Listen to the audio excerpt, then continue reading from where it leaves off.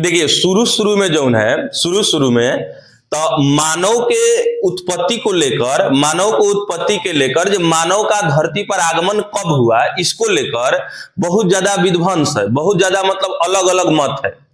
लेकिन फिर भी जो हिस्ट्री में है, हिस्ट्री में एक अनुमानित डेट मान लिया गया है जो सभी विद्वानों के द्वारा, और उसको हम लोग मानते हैं डार्विन सिद्धांत के आधार पर 40,000 मतलब साल पहले, अर्थात 40,000 साल पहले बंदर के एक प्रजाति आया जिसका नाम है कथी, होमोसेपियंस, चिंपांजी का।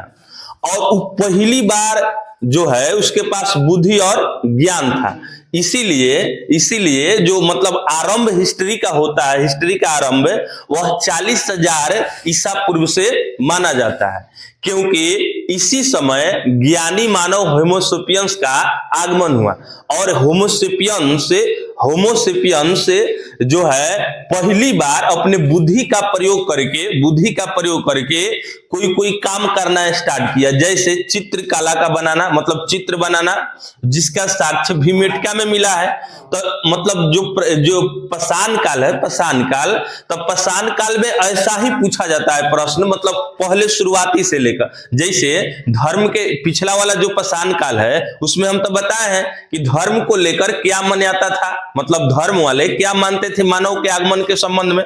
जिसे धर्म वालों का मान्यता है कि पहले बड़ा चीज हुआ, उसके बाद छोटा हुआ, जैसे आदम और हव्वा के ही पूरा संतान है, जैसे इस्लाम धर्म वाला का मान्यता है। लेकिन इस्लाम धर्म वाला का कहना है कि आदम और हव्वा को भगवान ने सबसे पहले बनाया। भगवान ने कहा कि फल तोड़कर नहीं खाना है, लेकिन मतलब पत्नी के जिद पर मतलब आदम हव्वा जो है फल तोड़ लिया, और इसी के साजा में भगवान ने कह दिया कि जाओ तुम सब, जब हमरा ही बात नहीं माना तो तुम सब जाओ धरती पर रहना। और उसी का संतान धीरे धीरे जो धरती पर है आदम और हव्वा का। हर धर्म का अपना अलग अलग विचार है, इसमें कोई हम लोग को मतलब नहीं छेड़छाड़ करना, इसमें नहीं जाना, हम लोग को टॉपिक समझना है। इसलिए ध्यान से समझिए कि जो डार्विन सिद्धांत है ये विकासवादी चरण है, क्योंकि डार्विन कार्बन 14 पद्धति के आधार पर आज से 1000 साल 10,000 साल पहले के खोपड़ियों का अध्ययन किया, और इस प्रकार अध्ययन करके उन्होंने बताया, डार्विन ने बताया कि जो मानव की जो विकास के जो स्तर है ये चरणबद्ध है। आज से 10,000 साल पहले का खोपड़ी, उससे 10,000 साल पहले का खोपड़ी का मतलब अंतर था। आज ही देखिए, आज ही समाज में जैसे जिनका जन्म 1980-90 के करीबन में हुआ है उनको मोबाइल दे दीजिएगा। अब मोबाइल देने के बाद उसको कहिएगा इसमें व्हाट्सएप चला दीजिए, फेसबुक चला दीजिए, उनको समझ ही नहीं आएगा। कितना भी समझाइएगा उनको समझ नहीं आएगा। काहे समझ नहीं आएगा? काहे कि उनके समय में इतना डेवलप नहीं था, मतलब वो 50 के एज में हो गए तभी उनको ये सब टेक्नोलॉजी वाला दुनिया समझ नहीं आता है, समझाने के बाद भी समझ नहीं आता है।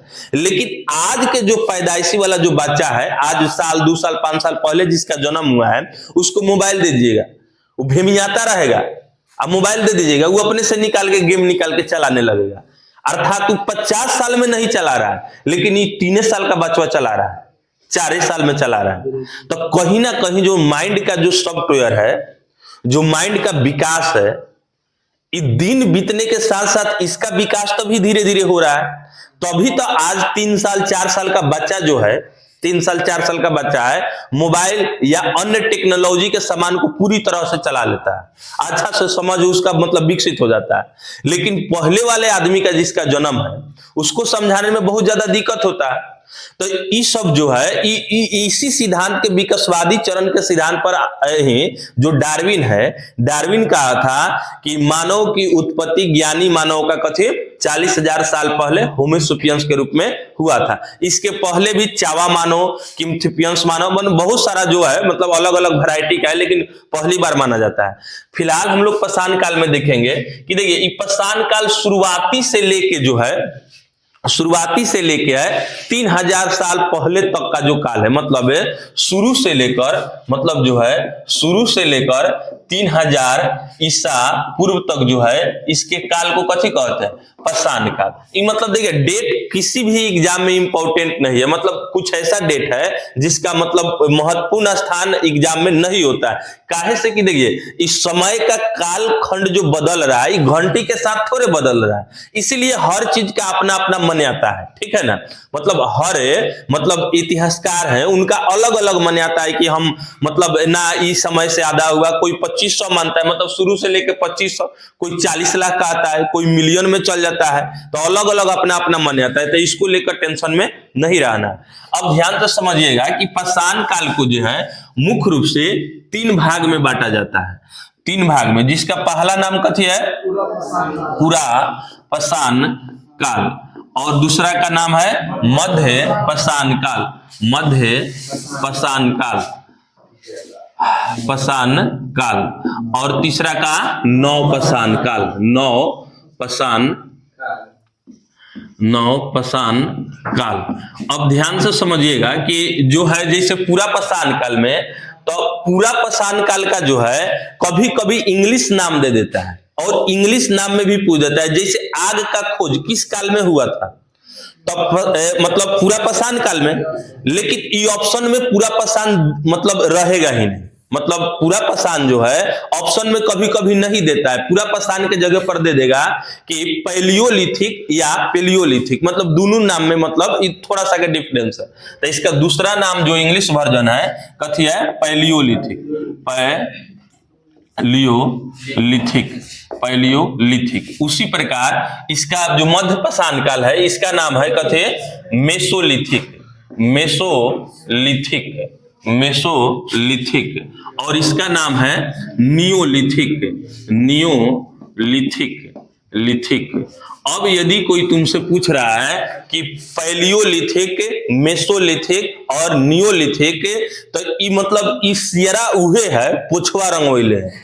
कहे का मतलब है कि जो इसमें जो नाम है इन नाम में अंतर करके भी कभी कभी देता है फंसाने के लिए।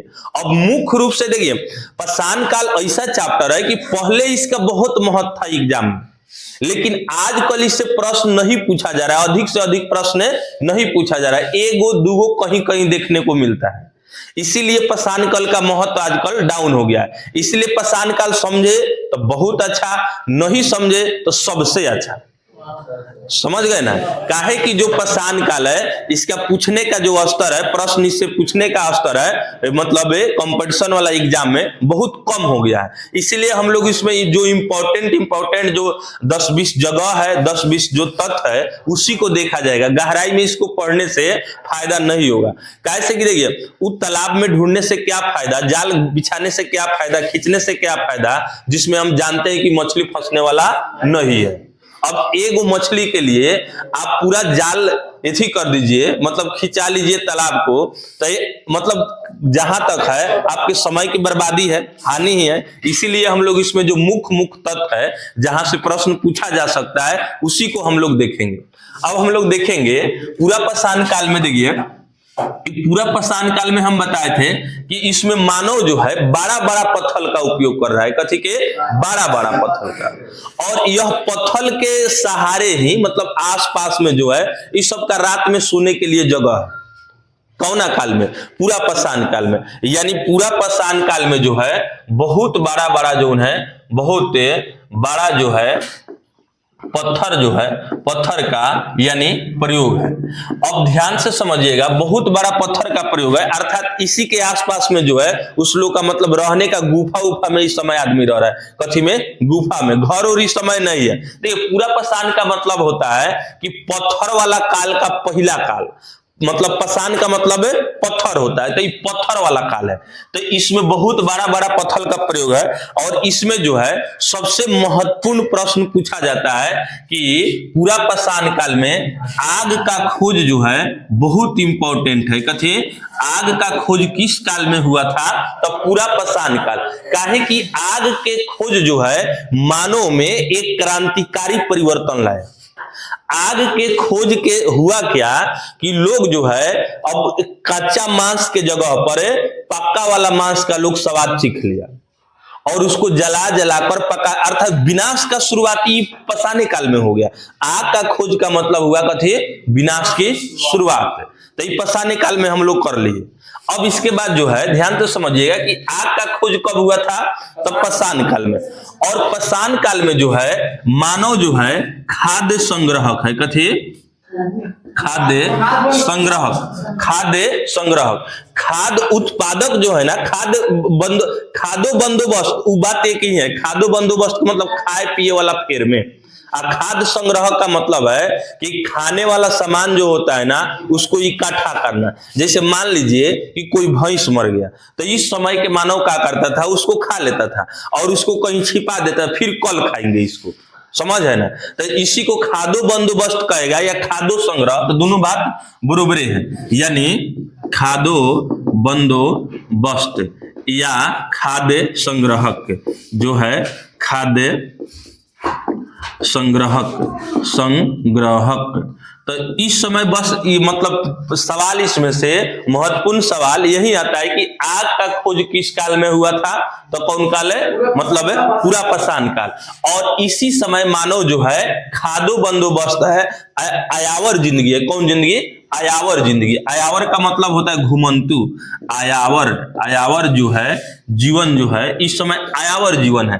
अस्थाई निवास जो है, अस्थाई निवास अभी मानव को नहीं हुआ है। अस्थाई निवास मतलब देखिए, आयावर जिंदगी का मतलब होता है, जो रोड किनारे देखिएगा कोई मतलब जाति के लोग जो हैं, मतलब जो जिनका अपना मकान घर ये सब द्वार नहीं होता है, वह मतलब 1 साल यहाँ 2 साल यहाँ, मतलब ऐसे करके मतलब आगे बढ़ते जाता है, उसी को कहते हैं कि घुमंतु जाति, अर्थात आयावर जीवन। तो मानव पहले, सभी मानव आयावर जीवन में ही मतलब गुजारता था।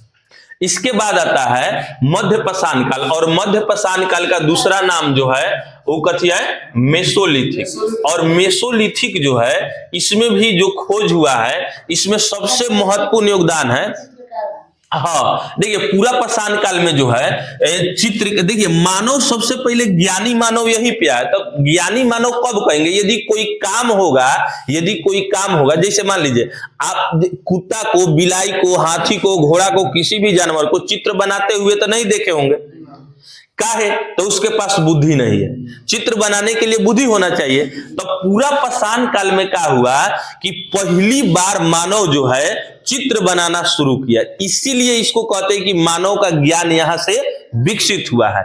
और ये पूछता है कि भीमवेटिका मतलब चित्रकला का साक्ष्य इसी काल में मिलता है, कथी, चित्रकला का प्राचीनतम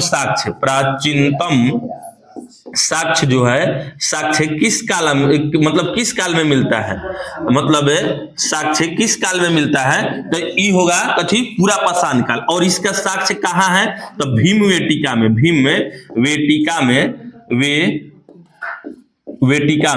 अर्थात मध्य प्रदेश में, कथी में, मध्य प्रदेश को एमपी लिख रहा है। अब ध्यान तो समझिएगा कि जो चित्रकला का प्राचीनतम साक्ष्य है वह किस काल में मिलता है, तब पूरा पसान काल। और पूरा चित्रकला का मतलब जो साक्ष्य है कहां से प्राप्त हुआ है, तो भीमवेटिका। और भीमवेटिका कहां है, तो मध्य प्रदेश में। अब ध्यान से समझिएगा कि अब यहाँ पे चित्रकला का सबसे प्राचीनतम साक्ष्य मिला है। लेकिन आप सोचिएगा चित्र का मतलब आदमी वाला पूरा फिगर करना, ऐसे काम किए, ऐसे करके ऐसे कर दिए, 2 टांग खींच दिए, बस ये आदमी हो गया, ऐसा साक्ष्य मिला है। जैसे मान लीजिए धनुष का है, तो ऐसे करके ऐसा वाला तीर भी मिला है। अर्थात ये बता रहा है कि शिकार करने के अपने विधि को या तरीका को। देखिए किसी भी कालखंड का जो चित्र होता है, उस समय के जो उस कालखंड का जो वर्तमान स्थिति होता है उसी को न दर्शाता है। अच्छा, आप चित्र किसका बनाइएगा, चित्र उसी का बनाइएगा जो आप देखते हैं, समझते हैं, जानते हैं, इसी का ना चित्र बनाएगा। अनजादिया यदि कहा जाएगा चित्र बनाने के लिए किसी का चित्र बना दीजिए, तो नहीं बनेगा। तो इसका अर्थ है कि मानव इस समय जो है चित्र बनाना शुरू कर दिया था। अब धनुष बाण चलाना है, तो इसको करके 2 हाथ धरा दिए, धनुष बाण चला रहा है। तो ऐसा चित्र कहाँ मिला है, भीमवेटिका में। तो पूछा जाएगा कि मतलब चित्रकला का प्राचीनतम साक्ष्य कहां से मिला है, तो भीमवेटिका कहाँ है, मध्य प्रदेश में। अब ध्यान से समझिएगा, अब हम लोग पढ़ेंगे मध्य पाषाण काल में।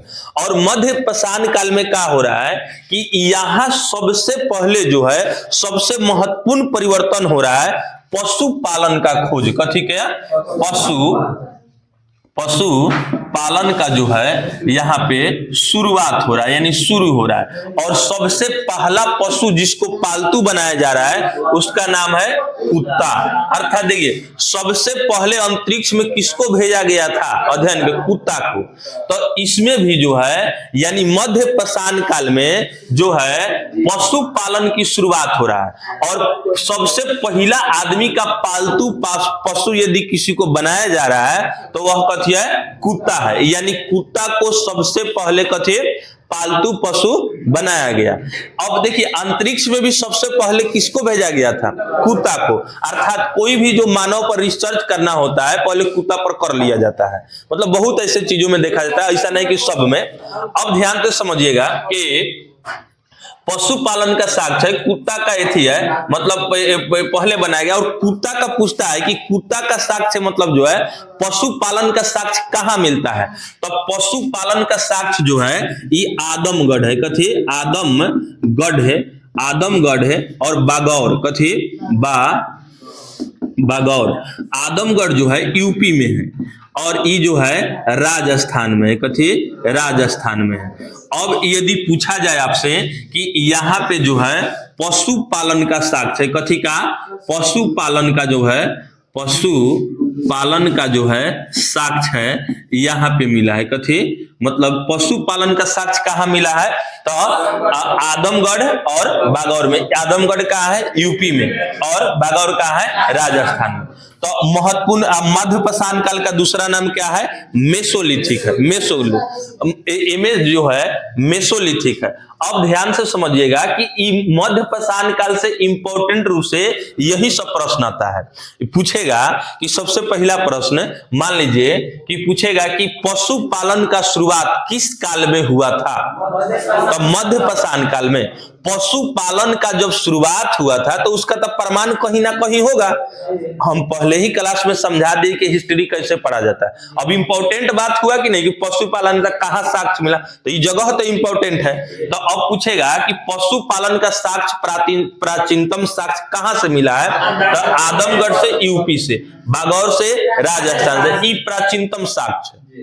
अब देखिए, इसमें टर्निंग पॉइंट रहा कि आग का खोज इसमें महत्वपूर्ण है। ये सबसे इंपॉर्टेंट है और हाईलाइट है। और इसमें पशुपालन कथे पशुपालन जो है ये हाईलाइट है।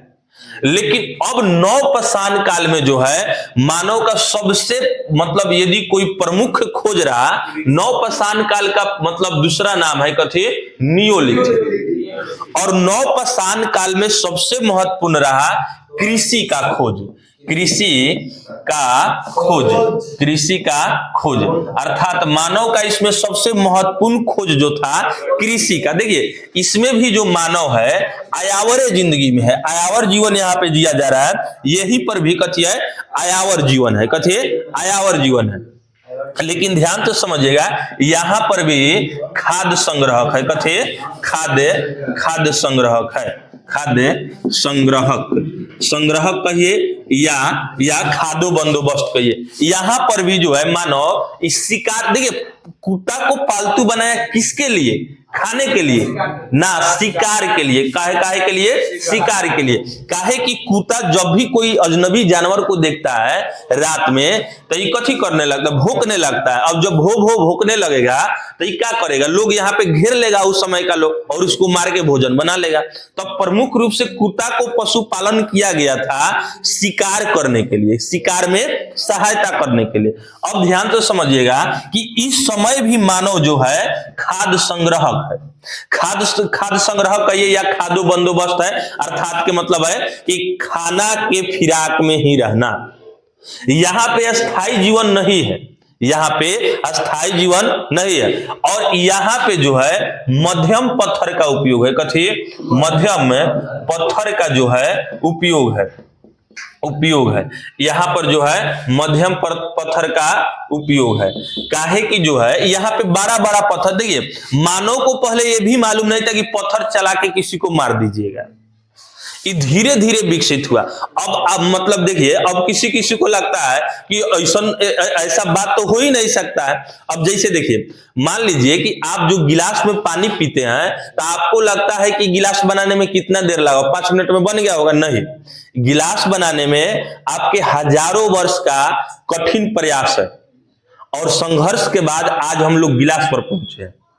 जैसे पहले मानव पानी पीता था, तो जिस प्रकार कुत्ता पानी पीता है, बिल्ली पानी पीता है, गाय भैंस, उसी प्रकार हम लोग भी इसे मुंह लगा के पीते थे। लेकिन धीरे धीरे मानव को मालूम चला कि ना, अब औजरी में भी पानी आ सकता है। कोई मान लीजिए कोई गिरा था, कोई पानी लाने गया, ऐसे उठ गया, अब इसमें भी पिया, अब मालूम चले ना ऐसे भी हो सकता, पाता फिर हो गया, उसके बाद मिट्टी के बर्तन में हो गया। इसी तरह करते करते धीरे धीरे लोग का मिट्टी फूट जा रहा है, तो इससे तो अच्छा है कि एथी का इसको पका दिया जाए, तो मिट्टी को पकाया। फिर मिट्टी को पकाने के बाद मालूम चला ना, इससे तो बेहतर है कि मतलब स्टील तांबा वंबा, ये सब पत्थर उथर, तो ये सब धीरे धीरे विकसित होता है। एक दिन का ना, आज का जो आप लोग उपयोग करते हैं, जो सर सामान या कोई भी टेक्नोलॉजी, तो उसके पीछे आज का हाथ नहीं है, हजारों साल की तपस्या है। इसीलिए कहा जाता है बड़ों का सम्मान कीजिए। कहने का मतलब है कि बड़ों का सम्मान करने का अर्थ है कि आप जिस स्थिति में जी रहे हैं, इसमें आपकी पूर्वज का हाथ बहुत अधिक है, उसी का संघर्ष है। इसीलिए लोग कहता है कि बड़ों का संघर्ष कीजिए। गिलास बनाने में बोलिए, आप बनाते तो कितना दिन लगता, बहुत दिन लगता, हो सकता है आपकी कई पीढ़ी उड़ा जाए, लेकिन पहले से बना है कि नहीं, तो ये पहिलके लोग ना खोज के रखा है। इसीलिए पहिलका लोग को आदर करने के लिए बोला जाता है, हमारे अनुसार से। हालांकि सबका अपना अपना मत है, इसके अलावा बहुत सारे कारण होंगे।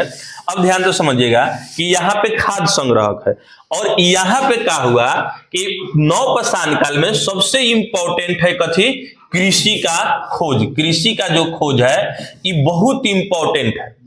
काहे कि कृषि के खोज के बाद ही जो है आदमी जो है अस्थाई निवास का प्रवृत्ति हुआ। अब देखिए, कृषि का खोज हुआ, तो कृषि का खोज हुआ तो बोले कृषि करने के लिए पानी की मतलब अत्यंत आवश्यकता है। तो इसीलिए पहिलका जो गांव देखिएगा ना, वो सब नदी किनारे रहेगा। कथी किनारे, नदी किनारे। तो जो भी गांव या शहर नदी किनारे है, समझना कि वह प्राचीनतम जो है शहर है या गांव है। काहे कि अब बोलिए मानव कहां बसेगा कृषि के लिए, नदी किनारे ना। अब आज ना पंपी सेट है, दमकल है, कौन कौन सी है, पानी पटाने के लिए मोटर है, तो पहले तो ऐसा नहीं था। तो इसीलिए कृषि का खोज इसमें बहुत इंपॉर्टेंट है।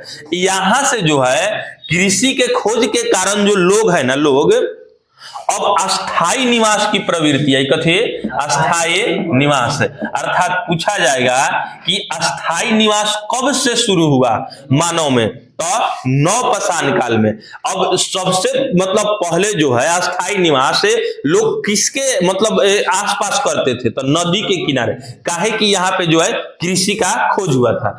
इसके बाद जो है कृषि के बाद जो है पहिया का, कथी पहिया का, पहिया में सबसे पहले लकड़ी का पहिया। पहिया का मतलब है कि अब कृषि करें तो किसी सामान को ढोना होना है, एक जगह से दूसरे स्थान तक ले जाना है, तो आज भी लोग जो पहिया बना के उस पर लाद के गुड़का के ले जाता है। तो पहले भी ऐसा ही होता था। तो कृषि के बाद पहिया का, पहिया के बाद में जो है कृषि चाक का भी निर्माण हुआ था। कृषि चाक के मतलब होता है चाक के पहिया मृदभांड मृदभांड। यानी ध्यान से समझिएगा कि नवपाषाण काल में प्रमुख रूप से जिसका खोज हुआ उसका नाम कथी है, कृषि का खोज। अस्थाई निवास बसना इसी समय स्टार्ट हो गया। चाक का, पहिया का, मृदभांड का, ये बहुत इंपॉर्टेंट है। अब ध्यान से समझिएगा, पूछता है कृषि के पहला साक्ष्य कहां से मिला। कृषि का पहला साक्ष्य तो मेहरगढ़, अर्थात ध्यान से समझिएगा कृषि का पहला साक्ष्य जो है, जो कृषि का पहला साक्ष्य कथी, मेहरगढ़ से। कहा, मेहरगढ़ से। और मेहरगढ़ कहाँ है, बलूचिस्तान यानी पाकिस्तान। ये आज पाकिस्तान में पड़ता है। जो मेहरगढ़ है मतलब कृषि का प्राचीनतम साक्ष्य, तो कहा मेहरगढ़, पाकिस्तान, बलूचिस्तान, चिस्तान, ये जो है यहाँ पे जौ का खेती हुआ था, कथी का, जौ का। और भारत में कृषि का प्राचीनतम साक्ष्य तो कोल्डिहुआ, कथी, कोल्डिहुआ। और कोल्डिहुआ कहाँ है, यूपी में है। कोल्डिहुआ कहाँ है, यूपी में। यहाँ पे चावल का है, कथी, चावल का। तो भारत में ध्यान से समझिएगा, भारत में कृषि का प्राचीनतम साक्ष्य तो कोल्डिहुआ, कथी, चावल में। और सीधे पूछेगा मतलब जो मतलब कृषि का प्राचीनतम साक्ष्य तो मेहरगढ़ है पाकिस्तान में। ये दोनों में अंतर समझ आ गया। अब ध्यान से समझिएगा, इस समय जो लोग है, अब इस समय के लोग में एक नई चीज विकसित हो रहा है, सावाधान, कथी, सावाधान। सावाधान का मतलब होता है, सावाधान का मतलब होता है कि मतलब है दाह संस्कार, अर्थात किसी के मरने के बाद उसको दफनाया जाए, जलाया जाए कि फेंका जाए कि कैसे किया जाए, तो यहाँ पे नवपाषाण काल में कथी होता है, मतलब है सावाधान का। अब यहाँ से देखिएगा, अब देखिएगा कृषि के खोज के कारण जो है नवपाषाण काल में है, मतलब है खाद्य संग्रहक से खाद्य उत्पादक किस काल में हुआ मानो, तो ये नवपाषाण। यहां से खाद्य उत्पादक भी पूछा जाएगा, उत्पादक है तो किस काल में हुआ, नवपाषाण काल। खाद्य उत्पादक तो नवपाषाण काल में, और खाद्य संग्रहक तो मध्यपाषाण काल और पुरापाषाण काल में। अब यहां तक तो सबको समझ आ गया होगा। अब ध्यान से समझिएगा कि जो सावाधान जो है, दाह संस्कार की प्रवृत्ति भी यहां से हुआ है। अब दाह संस्कार का मतलब है कि ध्यान से समझिएगा कि जैसे दाह संस्कार में जो है मेहरगढ़ है, कथे बुर्ज होम जो है, और मेहरगढ़ से देखिएगा मतलब एक क्या हुआ है कि बुर्ज होम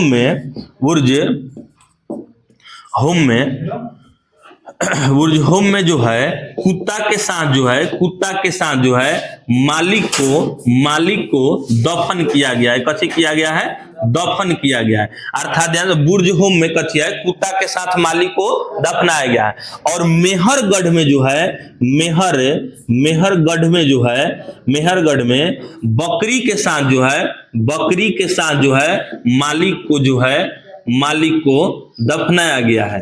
अर्थात ध्यान से समझिएगा, जो मतलब है कि सावाधान में दाह संस्कार है, तो बुर्ज होम में दाह संस्कार का साक्ष्य मिला है, जिसमें कुत्ता के साथ मालिक को दफनाया गया है। अर्थात कुत्ता के साथ मालिक को कहां दफनाया गया है, तो बुर्ज होम में, इसका साक्ष्य है। और मेहरगढ़ में, यह मेहरगढ़ जौ की खेती पाकिस्तान वाला जो है, बकरी के साथ मालिक को दफनाया गया है।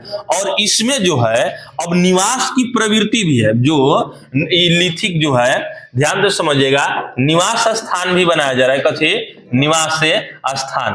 तो इस समय है निवास स्थान के लिए जो है गर्त निवास की व्यवस्था है, कथी, गर्त निवास की जो है व्यवस्था है। ये किस काल में, निवास के लिए किस काल में मतलब गर्त मानव ने निवास बनाना शुरू किया। देखिए, इससे पहले मानव गुफा में रह रहा है या कहीं पेड़ पौधा पे रह के मतलब अपना जिंदगी गुजार रहा है, लेकिन जो नवपाषाण काल है, इसमें गर्त निवास बना रहा है। गर्त निवास का मतलब है जमीन में निवास स्थान।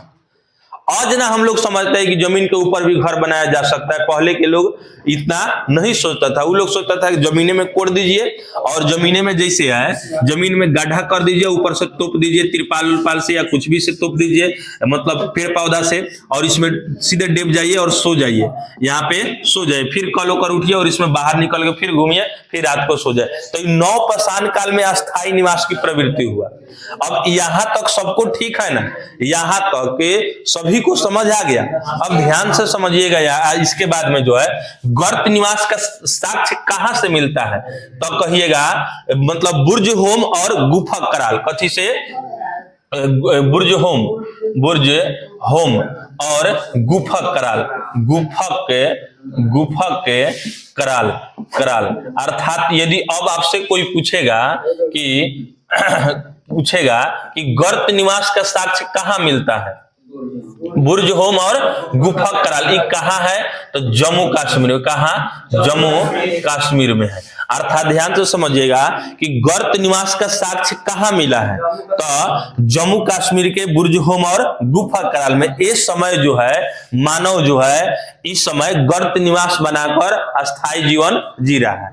अब ध्यान से समझिएगा, इस काल में जो है, इस काल में ये सब इंपॉर्टेंट है, ये सब इसके अलावा जो है इस काल में जो है यहां तक इंपॉर्टेंट है।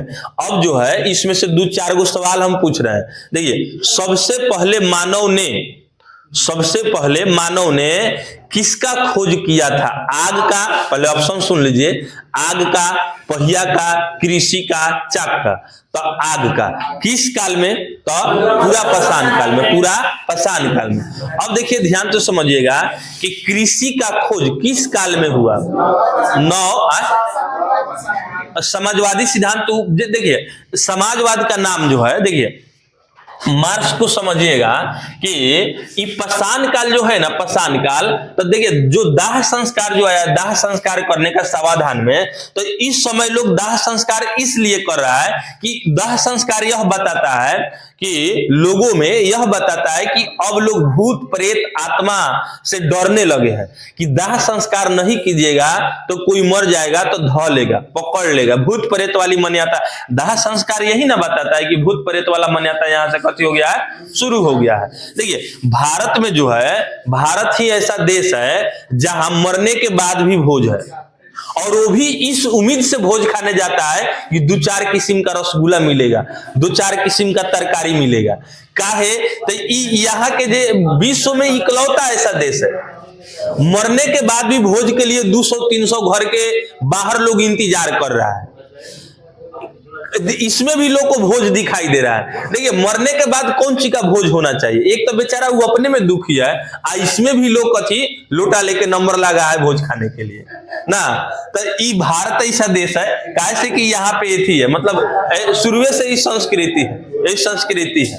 अब ध्यान से समझिएगा कि दाह संस्कार वाले नियम में, जैसे देखिए कभी सुने हैं कि कौआ अपना, मतलब एगो कौआ के मर जाने के बाद 4-5 कौआ मिलकर उठा के ले जा रहा है, गाड़ा खोल के उसको दफना रहा है। कुत्ता के मरने के बाद कभी देखे है कि 4-5 कुत्ता मिलकर ले जा रहा है, उसका दाह संस्कार कर रहा है? काहे नहीं? काहे कि उसके अंदर डर ही नहीं है, उसके अंदर भूत प्रेत आत्मा उत्मा ये सब का कोई थ्योरी नहीं है। मानव के पास ही थ्योरी है, इसीलिए मानव को डर लगता है। जानवर के पास इतना दिमाग नहीं होता है। और इस समय जो है चाक पहिया के कारण जो मृदभाड़ बढ़ रहा है, खाना बनाने वाला, इस समय लोगों में अब बुद्धि जागृत हो रही है। पहले ऐसा नहीं था। कभी सोचे है कि जो है जैसे जैसे गाय भैंस है तो उसको चारा ले जाइए और उसको डाल दीजिए, कहीं डाल दीजिए, वो शुरू हो जाए खाना स्टार्ट। लेकिन आपको कहीं पे भोजन दे दिया जाए तो आप खाइएगा? आप कहिएगा कि हमको अच्छा जगह चाहिए, बर्तन चाहिए, 2-4 किस्म के कप उप चाहिए, चटनी रखने के लिए अलग प्लेट चाहिए, दाल रखने के लिए अलग कटोरा होना चाहिए, थाली भी बहुत ज्यादा चमक वाला होना चाहिए, गिलास पारदर्शी होना चाहिए, कांच का होना चाहिए। तो ये नया वाला सिस्टम है, पहले तो ये सिस्टम नहीं था। तो ये लोग में जो है, जो जानवर है, कभी नहीं देखिएगा कि किसी जानवर के मरने के बाद उसके प्रजाति के 4-5 जानवर जो आए और उसको दाह संस्कार के लिए दाह संस्कार के लिए कहां ले जा रहा है? दफनाने ले जा। कैसे कि उसके अंदर ही मान्यते नहीं। आप देखिए, आप यदि अधिक होशियार है तो अधिक डरिएगा, ये कन्फर्म है। आपके पास अधिक बुद्धि ज्ञान है तो आपके को अधिक डर लगेगा। इसका कारण है कि मान लीजिए कोई बहुचटा है आदमी, बुर्बक आदमी है, पागल टाइप के, उसको मालूम ही नहीं कोर्ट क्या है, जेल क्या है, फांसी क्या है, क्या करने पर कौन सा दफा लगेगा, कौन सा धारा लगेगा। उसे झगड़ा कीजिए, कहीं मार देगा, कहीं पीट दे। कहीं उसको डर नहीं है, उसको ज्ञान नहीं है। लेकिन जिसको डर है तो चाटी उठाएगा तो कहेगा ना इसको मारेंगे तो दफा इतना इतना लगेगा, धारा इतना इतना लगेगा, तो अधिक होशियार हो जाइएगा तो डरपोक भी हो जाइएगा। लेकिन उससे और अधिक होशियार हो जाइएगा तो निडर हो जाइएगा। ये भी बात सत्य है, समझ गए ना? तो ये दोनों मायने रखता है, अपने अपने जगह पर मायने हैं। तो ये दाह संस्कार वाला जो प्रवृत्ति है ये नवपाषाण काल से शुरू हो रहा है। और इस समय लोग डरना स्टार्ट करा। बर्तन जो है, बर्तन में खाना पीना जो है, देखिए इसके पहले जो है, देखिए मार्क्स एक व्यक्ति का नाम है, कथिए मार्क्स। और मार्क्स बहुत अच्छा थ्योरी दिया था समाजवाद का, कथिए समाजवाद। और मार्क्स कहा था कि ईश्वर ने सभी को बनाया है और धरती पे भेजा है, तो सभी का अधिकार धरती पर होना चाहिए, सभी का बराबरी अधिकार, समाजवाद यानी समान अधिकार सबके लिए होना चाहिए, सबके लिए जो है समान अधिकार होना चाहिए, सबके लिए समान अधिकार होना चाहिए। कथी में? समाजवाद के लिए। मार्क्स का सिद्धांत है, कथी का? मार्क्स का सिद्धांत। अरे काटा ही ना ओकरा के, जो है मार्क्स का सिद्धांत है, कथी का? मार्क्स का सिद्धांत है कि समाजवाद होना चाहिए। मार्क्स का कहना था कि धरती को भगवान बनाया, सभी मानव का इस पर जन्म होता है, तो सभी को इस पर बराबरी अधिकार होना चाहिए, सभी को इस पर कथिए बराबरी अधिकार। काहे कि सभी को तो भगवान है ना बना रहा है, तो सभी को बराबरी अधिकार है, लेकिन लोग इसको पूंजीवाद में ढाल दिया। इस समय कंप्लीटली पाषाण काल में जो है पूर्णतः जो है समाजवाद देखा जाता है, कथिए पूर्णतः समाजवाद। अच्छा, इसमें मतलब यह नहीं है कि 2 कट्ठा हमर है, 3 कट्ठा तोहर है, ई वाला तोहर है, जिसको जो मर्जी जहां मर्जी तहां रहिए, इस सबके लिए बराबर है, सबके लिए फ्री है। तो ये समाजवादी सिद्धांत है। और पूंजीवादी के मतलब होता है पैसा, मतलब देखे से पूंजी नजर आए। जैसे ध्यान से समझिएगा, जैसे ट्रेन में है, ट्रेन में आप जाते हैं तो ट्रेन में देखिएगा कि आपके पास पैसा है, एसी वाला टिकट कटाइए, कंबल ओढ़िए, आप मर मजा से जाइए। आपके पास थोड़ा सा पैसा है तो आप स्लीपर में लीजिए, टांग पसारिए, टांग गोट कीजिए, आराम से जाइए, सीट मिलेगा। उससे भी पैसा नहीं है, जनरल में आइए। अब जनरल में आइए, फ्री में जाइए। लेकिन क्या दिक्कत है कि अब 72 गो सीट है एक ट्रेन के बोगी में, तो 7200 का टिकट काट देगा और कहेगा का कि अब आप समझिए कैसे जाइएगा, कैसे लटक के जाइएगा। पैसा खर्चा नहीं करते हैं, पूंजीवादी को नहीं मानते हैं, एक के बार में होश में ला देंगे। तो जनरल में कभी ढूक कर दिल्ली, बम्बे, कलकत्ता जाइएगा, बारी बारी दूर का सफर। किसी के चप्पल से माटी गिरता रहेगा, उसके लिए झगड़ा, कोई इधर से इधर खसक गया तो उसमें झगड़ा, ये काहे ऐसे हो रहा है। तो ये जनरल बोगी में होता है। अर्थात जो भारत सरकार है पूंजीवादी सिद्धांत को मानती है कि नहीं मानती है? मानती है। काहे कि जो पूंजीवादी सिद्धांत है, पूंजीवादी जो है, अच्छा देखिएगा कोई सोना के कंगन पहना हुआ है, हाथ में अंगूठी है, बोले पूंजीवादी दिखा रहा है कि नहीं मेरे पास पूंजी है। अरे इसका प्रमाण तो यही ना है कि मेरे पास पूंजी है, दिखावा कर रहा है। तो मार्क्स कहा था कि नहीं, पूंजीवादी नहीं होना चाहिए, समाजवादी होना चाहिए। और मतलब कंप्लीट रूप से यदि कोई काल था समाजवादी, तो कौन काल था? पाषाण का। तो ये मार्क्स का मानना है कि समाजवादी अच्छा सिद्धांत है। आज ही सभी किसी को ऐसा हो जाए तब तो बहुत अच्छा हो जाएगा, बहुत अच्छा हो जाएगा। अब ध्यान से समझिएगा कि अब हम लोग देखेंगे इसमें जो है, अब देखिए अस्थाई निवास तो इसमें ही आया, अब 2-4 गो इसमें समझिएगा। अब हम इसको मिटा दे, आके यहीं पे बता दे, यहीं पे बता दे। अब ध्यान से समझिएगा कि अब इसके बाद जो है कृषि का खोज हुआ, खाद्य उत्पादक लोग बन गया। अस्थाई निवास की प्रवृत्ति का शुरुआत कब हुआ? तो नवपाषाण काल में। लेकिन ग्रामीण संस्कृति का उदय कब हुआ? तो ताम्रपाषाण। कैसे कि पत्थर के बाद लोग जिस चीज का उपयोग किया, जिस धातु का सर्वप्रथम उपयोग किया, मनुष्य ने किस धातु का सर्वप्रथम उपयोग किया? तांबा। तो तांबा के उपयोग वाले काल को किस नाम से जानते हैं? ताम्रपाषाण काल।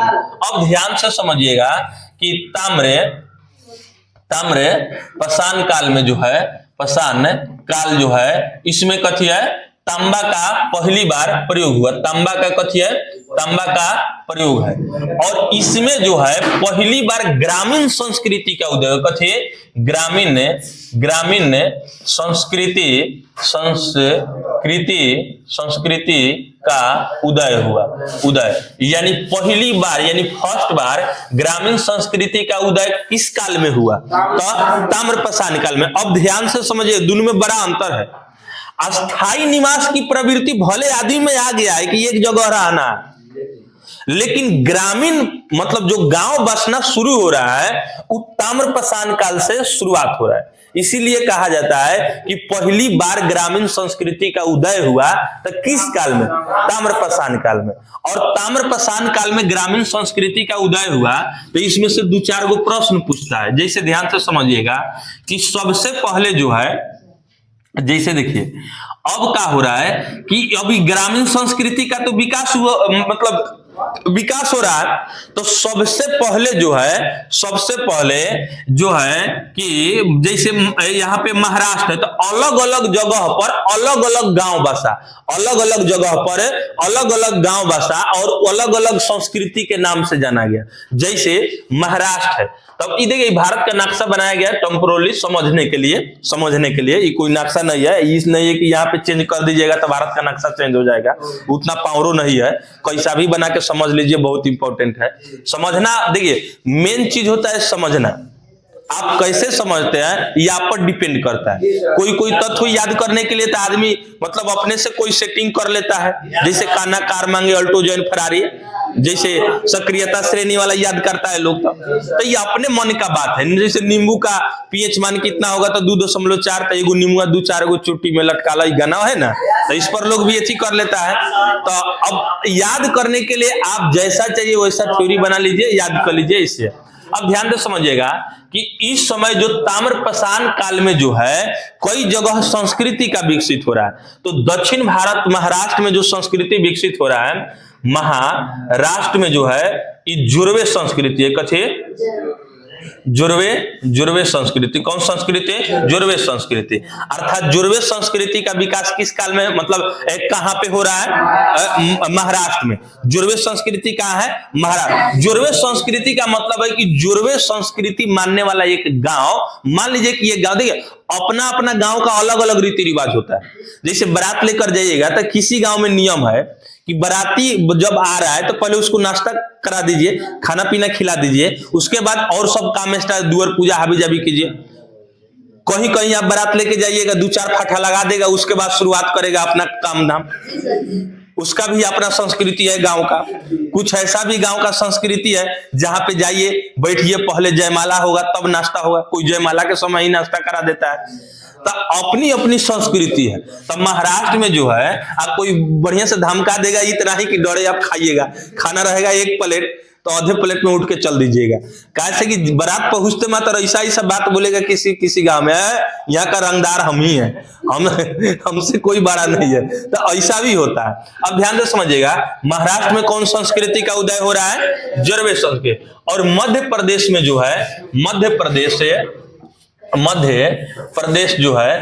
प्रदेश में कैथा और मालवा संस्कृति कथे कैथा और मालवा संस्कृति। मालवा मध्य प्रदेश में कथे कैथा और मालवा संस्कृति का उदय हो रहा है। और जो सिंध में है, सिंध में जो पाकिस्तान वाला एरिया है, यहाँ पे जो है सिंध में ये जो मतलब संस्कृति का उदय हो रहा है, झांगर। ये अर्थात सिंध में किस संस्कृति का उदय हो रहा है? झुंगर झांगर। और राजस्थान जो है इसमें जिस संस्कृति का उदय हो रहा है, आहाड़ संस्कृति। कौन संस्कृति? आहाड़ संस्कृति का उदय हो रहा है। आहाड़ संस्कृति का उदय हो रहा है। अर्थात ध्यान से समझिएगा कि ताम्रपाषाण काल में पहली बार गांव बसना शुरू हुआ। अब पहली बार गांव बसना शुरू हुआ तो इसमें जो है कि कई जगह अलग अलग नाम से, अलग अलग संस्कृति से गांव बसा। जैसे दक्षिण भारत में महाराष्ट्र है तो महाराष्ट्र में कौन संस्कृति वाला? तो जुर्वे संस्कृति। मतलब महाराष्ट्र में किस संस्कृति का उदय हुआ? जुर्वे। मध्य प्रदेश में तो कैथा और मालवा संस्कृति। और जो है झुंगर झांगर संस्कृति तो सिंध में। और राजस्थान में आहाड़ संस्कृति। अर्थात ये पूछता है कि आहाड़ संस्कृति कहां से संबंधित है? तो ये सब देखिए, ये सब गांव है, ये कथिए गांव का नाम है। जो जुर्वे देख रहे हैं, ये सब संस्कृति का नाम है, अलग अलग तरीका वाला। तो ये इतना तक आज तक जो है हम लोग का क्लियर हो गया। अब इसमें से जो है अब सवाल कई प्रकार से पूछता है, कई प्रकार से सवाल पूछता है। जैसे में ध्यान से समझिएगा कि मान लीजिए हम एक सवाल चेक कर रहे हैं एक दो आदमी से, चलिए सर्वेश आप बताइएगा, खड़ा होइए। अब ध्यान से समझिएगा कि जो है कि सावाधान का साक्ष्य, सावाधान का साक्ष्य कहां से मिला है? मतलब कौन जगह से सावाधान? मेहरगढ़ और एक और बोलो बोलो, अरे और कोई बोलो ना, बुर्जहोम से। मेहरगढ़ में किसके साथ है? कुत्ता के मालिक के साथ। और बुर्जहोम में, हाँ ये गलती हो, बैठिए चलिए एक आदमी दूसरा। गुलशन बताइए बताइए कि मेहरगढ़ में कुत्ता के साथ मालिक को दफनाया गया था, आकि बुर्जहोम में कुत्ता के साथ मालिक को दफनाया गया था?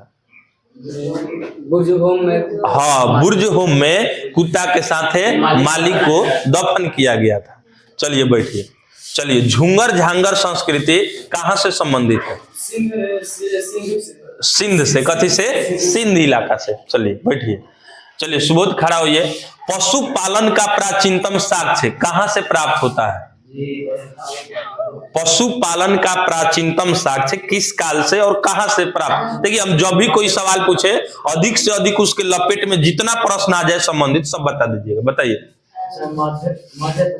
मध्यपाषाण काल से कुत्ता मतलब पशुपालन का साक्ष्य मिला है मध्यपाषाण काल में। और कहां कहां से? आदमगढ़ और ठीक है। आज के क्लास हम लोग जो है इतना जो समझे हैं कि पूरा पाषाण, मध्य पाषाण, नव पाषाण काल और जो ये थी जो है आपका जो मतलब है ताम्र पाषाण काल की जो कुछ संस्कृति के नाम बताए, बहुत इंपॉर्टेंट है। अब इसको देखकर रिविजन कीजिएगा, याद कीजिएगा। देखिए सवाल जो है कहीं भी गहराई स्तर से पूछ रहा है, विश्लेषण स्तर से। जैसे एक सवाल बोल रहे हैं कि बोलिए, जैसे मान लीजिए कि पहले पटना शहर, रहने दो, पहले पटना शहर बसा होगा आकि पहले मान लीजिए कि मोतिहारी शहर बसा? पटना की मोतिहारी? पटना। काहे से कि नदी तट पर है, नदी के तट पर है, तो जो जितना नदी के तट पर होगा उतना ही वो जो है पहले बसा होगा। समझ गए ना? तो ये जो अरे लाइन कटने से डिस्टर्ब हो रहा है, तो इसे कोई डिस्टर्ब नहीं। आप मानिएगा तो डिस्टर्ब है, नहीं मानिएगा डिस्टर्ब नहीं है। पढ़ना उद्देश्य, सुनाई दे रहा है ना, अब तो दिखाई नहीं दे रहा है। अब किसी किसी का ध्यान रहता है, जैसे लाइन आ गया, ओ हल्ला, ऐसे ऐसे फिटकारी मारेगा जैसे मान लीजिए कि कोई एथी हो गया। तो ऐसा कम सेंस वाला का होता है, कथे कम सेंस वाला।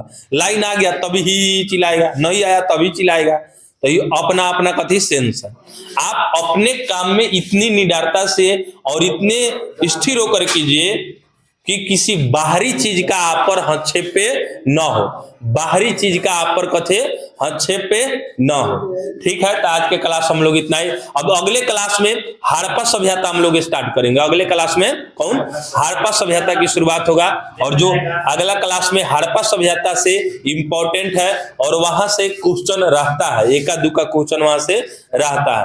देखिए हिस्ट्री अपने आप में बहुत लंबा सिलेबस है, हिस्ट्री अपने आप में बहुत लंबा सिलेबस है। लेकिन देखिए किसी किसी टीचर को देखिएगा कि बिहार दरोगा के अलगे बैच, बीपीएससी के अलगे बैच, रेलवे का अलग, मतलब जो बहाली आएगा उसका अलग। तो ये सब पैसा कमाने का अपन अलग अलग धंधा है। अच्छा बात है, बढ़िया बात है, उन लोग का अलग उपाय है। हम लोग का यहाँ पे कोई भी बैच नहीं, एक एगो फाउंडेशन बैच है और इसी में पूरा देखेंगे। किसी भी कंपटीशन का एग्जाम आएगा आप दीजिएगा, आपका रिजल्ट उसमें पूरी संभावना है कि आपका रहेगा। कैसे कि जो भी बेसिक नॉलेज होता है हम लोग हिस्ट्री में वो पूरा देखेंगे। ठीक है, तो आज के क्लास हम यहीं पे छोड़ते हैं, फिर मिलेंगे अगले क्लास में।